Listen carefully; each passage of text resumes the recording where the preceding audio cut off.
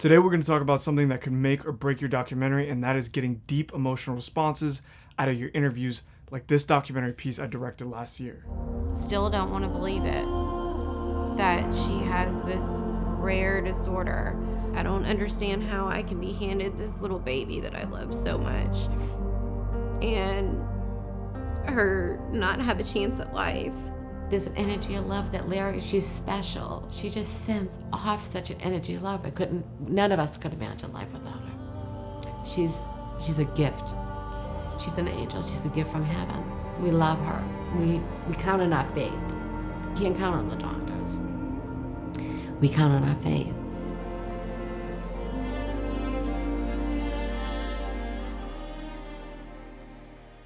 I'm going to give you guys some tips that I use every time I'm on set preparing for an interview, and hopefully it'll help you guys capture those deep emotional responses that we're all looking for in our interviews. For me, it took me a while to understand how to properly direct an interview so that it sounded like it was natural and organic. It had weight and depth to their responses. The first step to getting better interviews is to get to know your subject on a personal level. The truth is, interviewing somebody is a very personal thing. The goal is to have these people invite you into their lives, open up and be vulnerable to you, and the only way they're going to do that is if they let their guard down and drop that wall between you, so it feels like they're talking to someone who understands them, someone who knows them, someone who they have had conversations with before in the past. I think one of the most important things to do is schedule a meeting or even a phone call so you can get to know important details about your subject's life or about different aspects of the documentary that they're going to contribute to, and really introduce yourself to them. Have that human interaction. The only way to get genuine responses is to be able to have that conversation with them. The second step to better interviews is organize your interview questions in an order that flows and has purpose. There's nothing that throws off the flow of the interview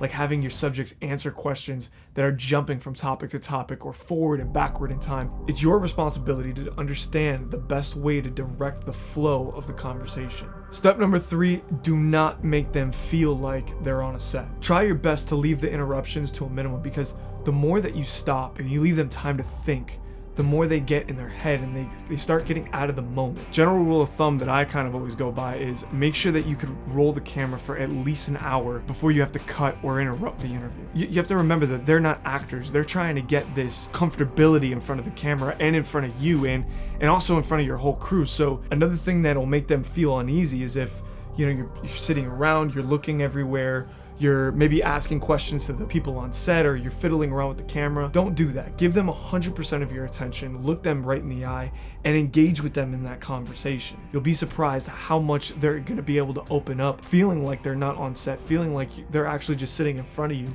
having this open line of communication. Step number 4 is try not to sound robotic with your questions. Have the question in your mind, think about the question, but ask them in a way that feels conversational. Don't just read off the paper, because that starts to feel a little bit more like we're doing an interview and less like we're having a conversation. And that's exactly what you want to try to avoid. And if they go a little bit off topic, that's okay. Without cutting them off, try to guide them in a direction that is useful to what your interview purpose is. So the last tip, and probably the most important tip, is the questions themselves. What I like to do most of the time when I'm asking questions is try to find the subject's motivation.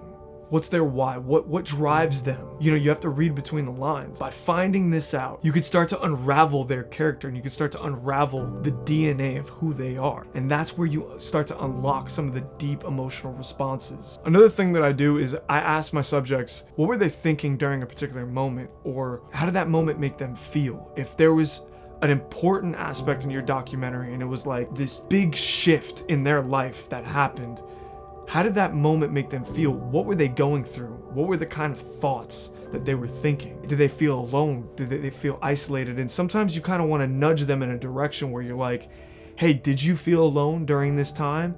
Or did you feel like you were fine? Was that something that made you stronger? That starts to have them internalize a lot of those thoughts, internalize a lot of those emotions, and think about that stuff inside of them, and start to get in that zone where you want them to be, where they start to flow into that conversation. They're starting to think about their emotions. They're starting to tell you what they were thinking, what they were feeling.